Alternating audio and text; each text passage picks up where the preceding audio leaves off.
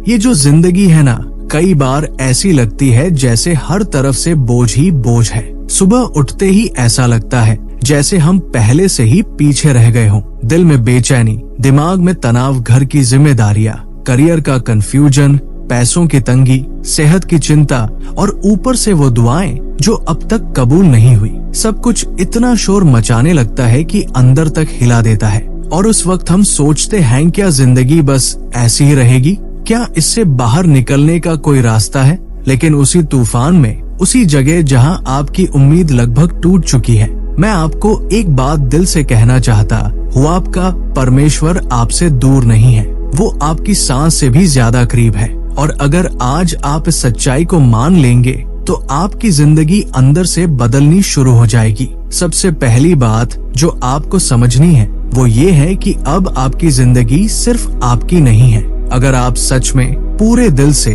बिना किसी शर्त के उसे अपनी जिंदगी सौंप देंगे तो वो आपको अधूरा नहीं बल्कि पूरा भर देगा। उसकी उपस्थिति, उसकी शक्ति, उसका शांति, सब कुछ भरपूर मिलेगा। लेकिन इसके लिए आपको अपने दिल का दरवाजा पूरा खोलना होगा, आधा नहीं पूरा। अपनी सोच को साफ करिए, दिल से जो फालतू बोझ है उसे हटाइए, क्योंकि परमेश्वर आपके जीवन में केवल चीजें देने नहीं बल्कि शांति, आनंद और स्पष्टता देने आना चाहता है। ऐसी शांति जो समझ से परे है, ऐसा आनंद जो दुख को भी ढक ले। लेकिन इसके लिए आपको कहना होगा, अब ये दिन मेरा नहीं, तेरा है प्रभु।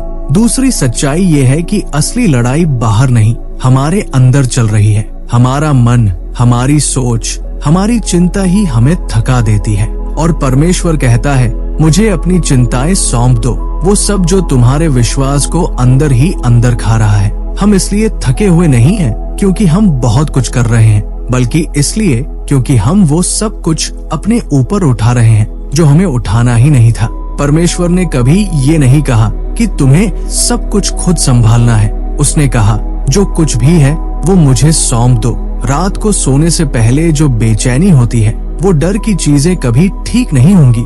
वो सपने जो अब अधूरे लगते हैं, वो सब चीजें उसे सौंप दो, क्योंकि वो दूर से देखने वाला भगवान नहीं है, वो आपके साथ है, आपके हर आंसू के पास है और हर डर के सामने खड़ा है। जब आपका दिल कहता है शांति चाहिए, तो उसका जवाब आता है शांति मेरे बच्चे, शांति। तीसरी और शायद सबसे जरूरी बात यह है कि आप जहाँ हैं वहाँ किसी गलती से नहीं है। ये रास्ता कोई भटकाव नहीं है, ये एक ईश्वरीय प्रक्रिया का हिस्सा है। आपकी हर चाल पर उसकी नजर है। वो आपके अतीत के दर्द को जानता है, वो उन घावों को भी महसूस करता है जो आप सबसे छुपाते हैं। वो टूटे रिश्ते, वो अधूरे सपने, वो अकेलापन। लेकिन वो कहता है, अगर तुम मुझे अपने टूटे हुए दिल में आने दोगे तो मैं तुम्हें उठाऊंगा। वो आपको दोष देने नहीं आता, वो आपको ढांपने, ठीक करने और अपने प्रेम से भरने आता है। उसे आपकी गलतियां नहीं रोकती, उसका प्यार आपकी चोटों से छोटा नहीं है। और शायद अभी भी आपका दिल भारी है, शरीर थका हुआ है, आत्मा थकी हुई है, लेकिन अगर आप थोड़ा सा भी विश्वास का कदम बढ़ा सको, बस थोड़ा सा, तो सब कुछ बदलने लगेगा। जब आप कांपती आवाज में भी कहते हो, प्रभु मैं तुझ पर भरोसा करता हूँ, तो अंदर से बहाली शुरू होती है। तुरंत नहीं, लेकिन भीतर से, आपकी सोच में, आपकी भावनाओं में एक नई ताकत धीरे धीरे उठती है। और अगर आप चलते रहेंगे, चाहे धीमे, चाहे थके हुए, तो वो दिन दूर नहीं जब जहाँ पहले दर्द था, वही अब संपूर्णता खिलने लगेगी। यही वादा है। मैं आज आपको कोई धर्म का बोझ नहीं दे रहा, बल्कि एक दिव्य निमंत्रण दे रहा हूँ। अपना दिन उसे सौंप दीजिए, सिर्फ अपने प्लान्स नहीं बल्कि अपने अंदर की दुनिया भी। हर डर, हर निराशा, हर वो ख्वाहिश जिसे कहने में भी डर लगता है, सब उसे दीजिए। और सबसे ज्यादा अपने उस टूटे कोने को भी खोल दीजिए जहाँ आपको लगता है कि कोई नहीं पहुँच सकता। आप अकेले नहीं चल रहे हैं, आपका पिता आपको देख रहा है, आपसे प्रेम करता है और अभी भी आपको धीरे से कह रहा है, शांति मेरे बच्चे, शांति। चंगाई की यात्रा परफेक्शन से नहीं, समर्पण से शुरू होती है। आपका ट्रांसफॉर्मेशन टीवी पर नहीं दिखेगा, लेकिन लोग आपकी शांति, आपके आनंद और आपकी उम्मीद को देखेंगे। दुनिया शायद न समझे, लेकिन आप जान जाओगे सब उसी का काम है। और वो ही काफी है। हर किसी की जिंदगी में एक ऐसा वक्त आता है जब हम सोचते हैं कि अब हमने सब कर लिया है, प्रार्थना भी की, इंतजार भी किया, उम्मीद भी की, फिर भी वो जवाब नहीं आया जिसका हमें इंतजार था। ऐसे वक्त में लगता है जैसे शायद परमेश्वर ने हमें भुला दिया है। लेकिन मैं आज आपको बताना चाहता हूँ, ये खामोशी, ये देरी कोई त्याग नहीं है, ये तैयारी है। यही चौथी सच्चाई है ईश्वर की टाइमिंग। जब उसके उद्देश्य से मेल खाती है तभी सही उत्तर आता है। अनसुनी प्रार्थनाएं अनदेखी नहीं होती। कभी कभी परमेश्वर इसलिए देरी करता है क्योंकि वो हमें सिर्फ हमारी जरूरत नहीं बल्कि हमारी आत्मा के सबसे गहरे बदलाव के हिसाब से जवाब देना चाहता है। यही वो जगह है जहाँ भरोसा सिर्फ एक भावना नहीं बल्कि एक निर्णय बन जाता है। ये कहने का निर्णय कि जब तक देख नहीं रहा हूँ तब भी विश्वास करूंगा। परमेश्वर आपको सताने नहीं आया, वो आपकी जीत की योजना बना रहा है और इसी इंतजार में वो आपका विश्वास ऐसा मजबूत बना रहा है जो कभी हिलेगा नहीं।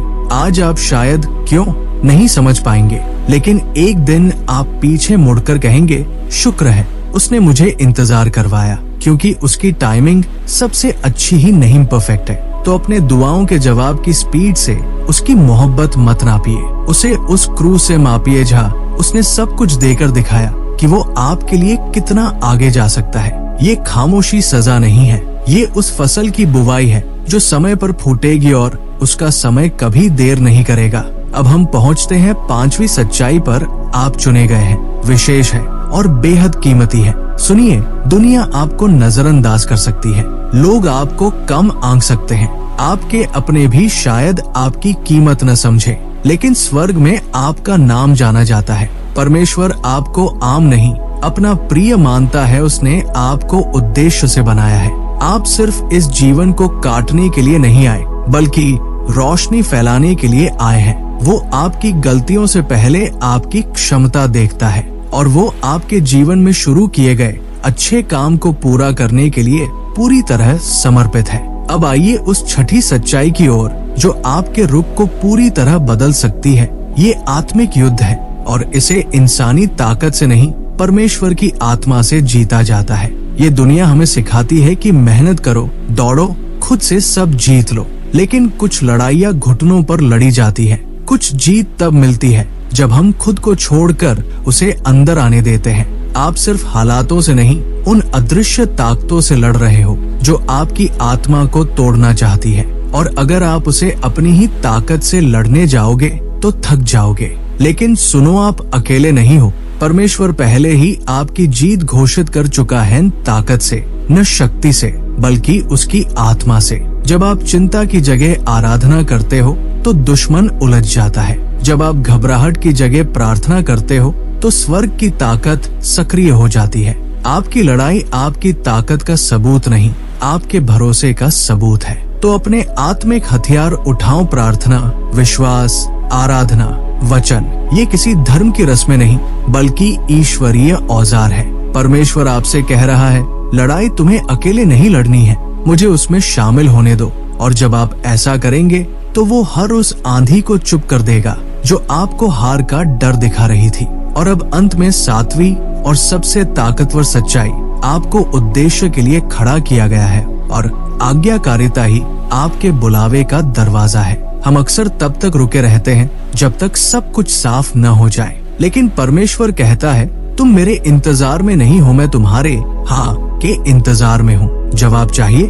नहीं, आज्ञाकारिता चाहिए। जैसे ही आप पहला कदम उठाते हो दरवाजे खुलने लगते हैं। वो आपसे बेखौफ बनने को नहीं कहता, वो कहता है विश्वास योग्य बनो। हर छोटा कदम आकाश में हलचल करता है। आपके लिए जो आशीर्वाद पहले से तैयार है वो आज्ञाकारिता से खुलते हैं। ये परमेश्वर की कृपा कमाने का सवाल नहीं बल्कि उसके साथ चलने का आमंत्रण है। आप में ऐसे सपने हैं जो परमेश्वर ने डाले, लेकिन डर ने आपको रोक रखा है। अब वो डर का मौसम खत्म हुआ। ये आपका वक्त है जब आप अपने बुलावे में चलेंगे तो न सिर्फ आप बदलेंगे बल्कि आपके आसपास के लोग भी उठेंगे। आपकी आज्ञाकारिता बदलाव का जरिया बन जाएगी, उम्मीद की रोशनी बन जाएगी। तो अब आगे बढ़िए, डर के साथ नहीं बल्कि उस साहस के साथ जो जानता है कि पूरा स्वर्ग आपके पीछे खड़ा है।